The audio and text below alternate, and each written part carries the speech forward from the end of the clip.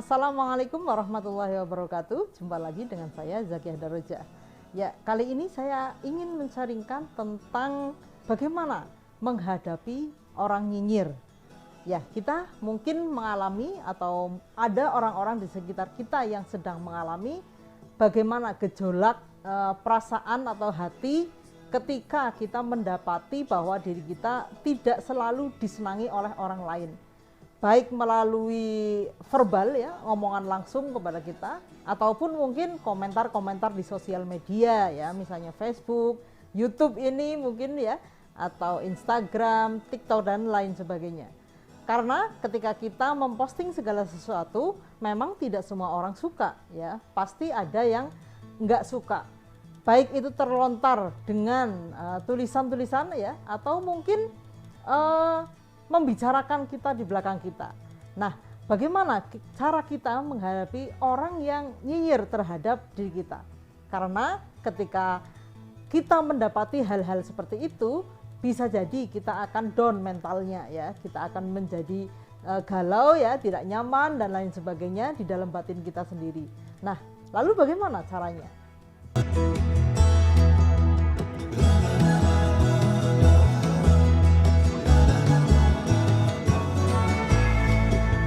Oke, kita selalu berhubungan dengan orang-orang ya, baik di dunia nyata maupun di dunia maya. Itu adalah suatu yang normal gitu, karena kita memang hidup di dunia ini ya akan saling membutuhkan keberadaan orang lain.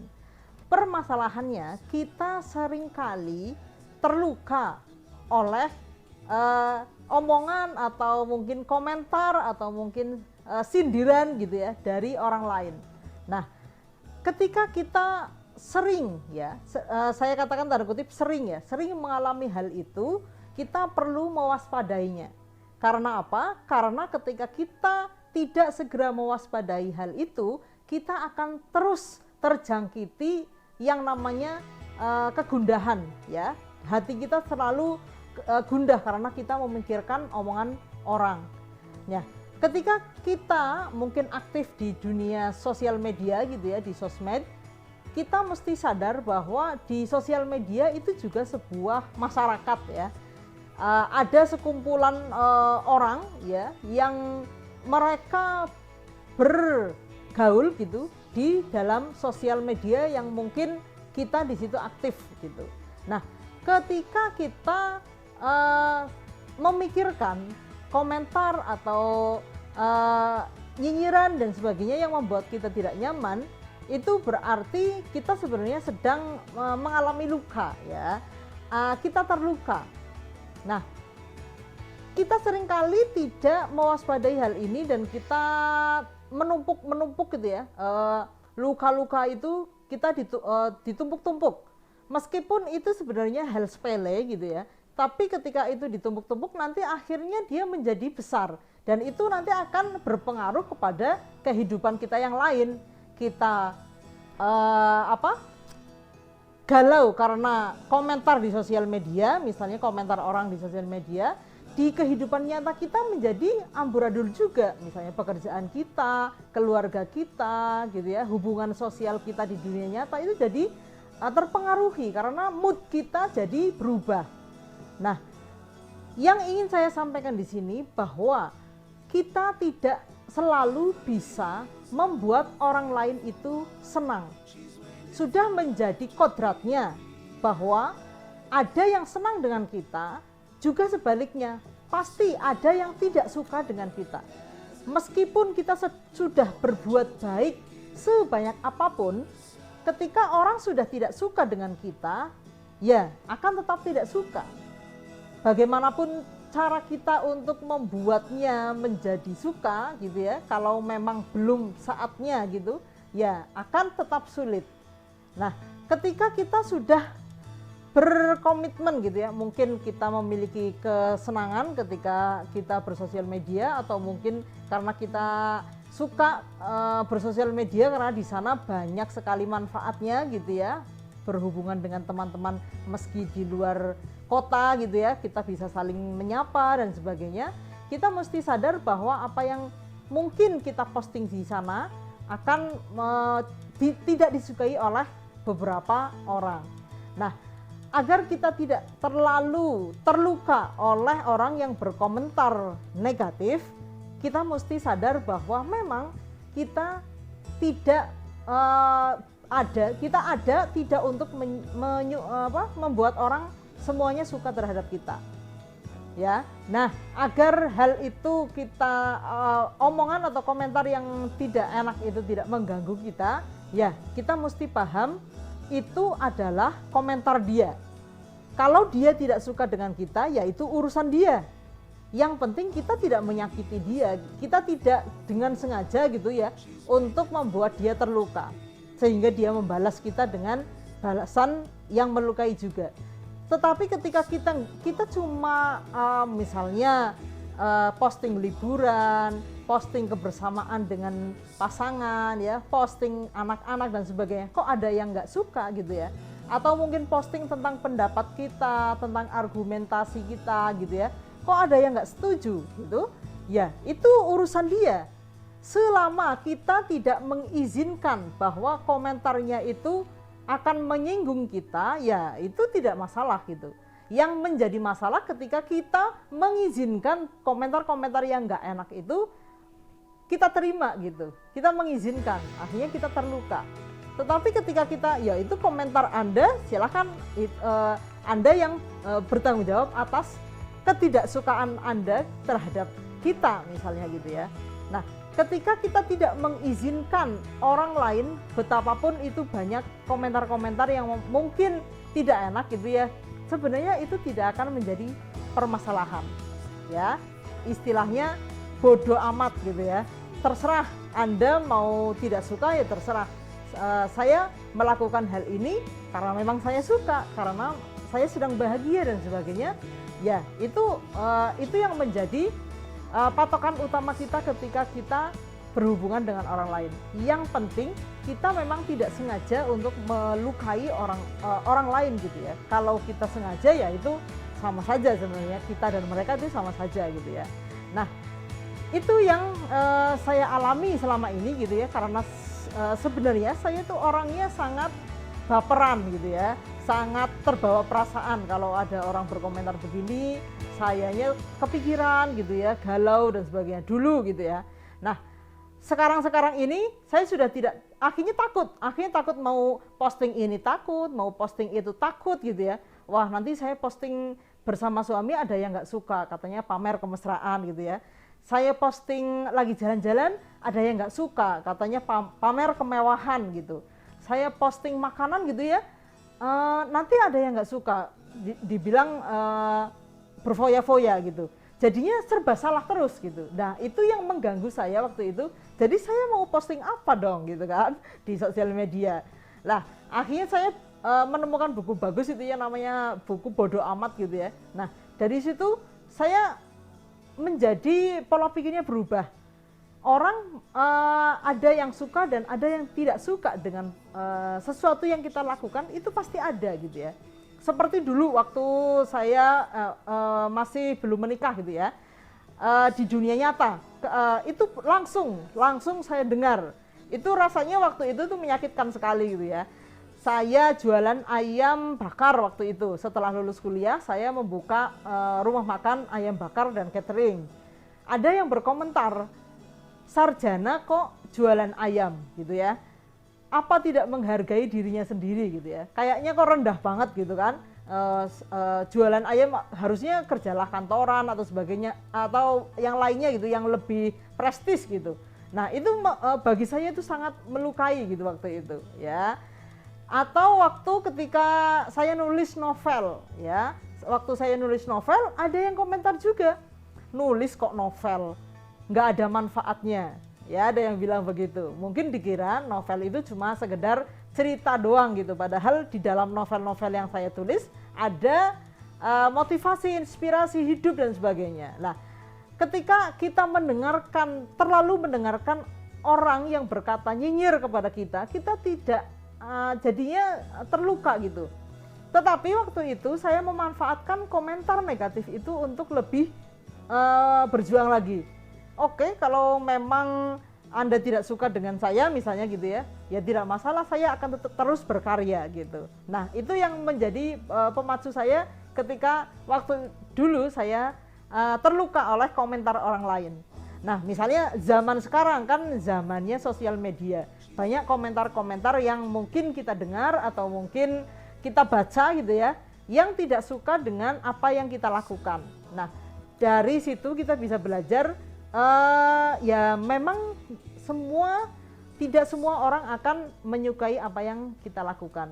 Tinggal kita bersikap lebih dewasa gitu ya, lebih sadar gitu bahwa ya yang saya lakukan ini memang saya suka. Masalahnya Anda suka atau tidak ya itu urusan Anda, bukan urusan saya. Nah itu yang pertama, kita mesti sadar bahwa kita tidak bisa membuat semua orang menyukai kita. Terus yang kedua, kita dengan komentar-komentar itu juga bisa merefleksi diri kita. Oh jangan-jangan saya terlalu berlebihan untuk membuat postingan atau apa-apa yang mungkin itu sebenarnya tidak ada masalah dengan postingan itu, tetapi membuat orang yang sedang dalam posisi dalam kondisi tertentu itu membuatnya jadi terluka gitu. Misalnya saya posting kemesraan misalnya dengan pasangan, ternyata ada orang yang sedang bermasalah dengan pasangannya, melihat saya membuat postingan kemesraan, dia terluka ya karena membandingkan dirinya dengan saya misalnya gitu. Atau misalnya saya suka jalan-jalan ke luar negeri misalnya, ternyata ada orang yang bahkan untuk makan keluarganya saja susah. Melihat kami yang suka jalan-jalan ke luar negeri itu mungkin menyakitkan buat mereka gitu. Jadi kita mesti bisa memposisikan diri kita dengan hal itu gitu ya. Ya posting kemesraan bolehlah sesekali gitu ya. Ya posting liburan bolehlah. Tapi misalnya tuh bukan untuk menunjukkan bahwa kita tuh sangat berlebihan gitu sehingga tidak memperdulikan orang lain gitu. Juga kita mesti memakai rasa sehingga tahu kapan kita posting apa gitu, kita jadi tahu gitu. Karena memang ketika kita memikirkan orang lain ya akhirnya nggak akan posting apa-apa gitu ya. Kita memposting pasangan dengan pasangan nanti menyakiti yang jomblo ya. Kita posting lagi jalan-jalan nanti menyakiti yang lagi nggak punya uang. Kita posting kebijaksanaan nanti ada orang yang sedang banyak masalah tersinggung juga. Nah kan nggak ada selesainya. Cuma dengan hal itu kita jadi bisa tahu kapan posting apa itu, jadi bisa memakai rasa gitu ya. Jadi misalnya nih ketika saya pernah membuat suatu kesalahan gitu ya, karena saking sukanya saya jalan-jalan ke luar negeri, saya cerita bla bla bla gitu ke seseorang gitu ya. Ternyata responnya itu sangat tidak suka. Mungkin dikiranya saya itu terlalu berlebihan dan sebagainya gitu ya. Itu persepsi saya waktu itu, tapi saya menangkap ketidaksukaan. Nah, berarti ketika kita menceritakan sesuatu kepada orang lain, itu juga kita harus melihat kepada siapa kita bercerita. Ya, ada orang yang curhat kepada saya, misalnya gitu ya, tiap tahun gitu ada temannya di kantor itu cerita tentang bagaimana dia umroh ya, berangkat umroh setiap tahun gitu. Sementara yang cerita kepada saya bahkan untuk nyaur utang aja susah gitu kan. Nah itu kayak dia curhat nggak suka sekali dengan temannya itu. Nah jadi saya melihat kita memang mesti bisa memposisikan diri, mau cerita apa dengan siapa gitu ya, kita mesti bisa memposisikan diri. Nah kalau di sosial media kita memang tidak bisa memilih ya, karena di sosial media kan kita nggak tahu mana orang yang sedang jomblo, mana orang yang sedang menderita, mana orang yang sedang punya hutang, kan kita nggak tahu ya. Kita posting aja menurut yang kita baik gitu. Nah ketika ada yang tidak suka dengan apa yang kita lakukan, ya sudah, itu urusan dia, tidak perlu diambil pusing. Karena ketika kita selalu mendengarkan apa kata yang negatif gitu ya, itu membuat kita nanti menjadi bermasalah gitu ya, hati kita galau ya, mental kita terganggu dan sebagainya. Nah, apalagi jika Anda ini orang-orang yang memang aktif di sosial media ya, cukup populer di sosial media, itu akan semakin banyak komentar-komentar yang negatif, orang-orang yang nyinyir kepada Anda itu akan semakin banyak. Jadi Anda mesti menyiapkan diri ketika memang mau aktif di dunia sosial media ataupun mau menjadi orang yang cukup dipandang ya di dalam masyarakat kita gitu, itu pastikan Anda kuat mentalnya gitu ya, kuat untuk mendengarkan nyinyiran-nyinyiran orang. Selagi Anda tidak mengizinkan nyinyiran orang itu menjadi bagian di dalam diri Anda, ya itu sebenarnya tidak masalah. Tetapi ketika Anda sudah mulai kepikiran, baper kayak saya dulu gitu ya, itu kita mesti siap-siap ya, kita mesti mengenali diri kita, oh ternyata saya sedang gundah nih dengan sosial media. Ya dihindari dulu ya, sementara dihindari dulu, nanti kita kembali lagi dengan mindset dan perasaan yang sudah lebih sehat gitu ya. Jadinya ketika kita bermain sosial media dan ada yang nyinyir terhadap apa yang kita posting gitu ya, ataupun dunia nyata juga sama saja sebenarnya, kita tidak terlalu mengambil pusing hal itu ya. Kehidupan kita tetap berjalan gitu ya, omongan orang kita tidak perlu terlalu mendengarkan. Kalau dari pengalaman saya, omongan negatif orang gitu ya, nyinyiran orang yang nggak suka dengan apa yang kita lakukan dan sebagainya, itu malah saya jadikan sebagai pemacu untuk saya lebih berdaya lagi, untuk saya berkarya lebih baik lagi. Itu yang saya lakukan. Jadi saya tidak mau rugi, sudah tersakiti oleh nyinyiran orang, tetapi sayanya malah belerek. Itu rugi 2 kali ya. Tetapi ketika kita sudah merasa tersakiti gitu ya dengan apa kata orang gitu, ya kita jadikan itu sebagai motivasi untuk kita berdaya lebih lagi. Kalau kita bisa menjadikan itu lebih sesuatu yang membuat kita berdaya, itu tuh akan sembuh dengan sendirinya. Hal yang membuat kita sakit itu akan menjadi bahan guyonan saja gitu. Malah kita akan berterima kasih atas hal itu. Wah, alhamdulillah dulu saya diomongin negatif sama si A, si B, si C gitu ya.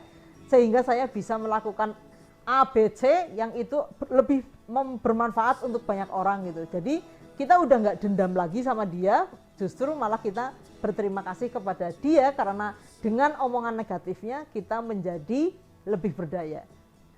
Ya, mungkin itu saja yang bisa saya ceritakan saat ini. Terima kasih atas perhatiannya. Wassalamualaikum warahmatullahi wabarakatuh.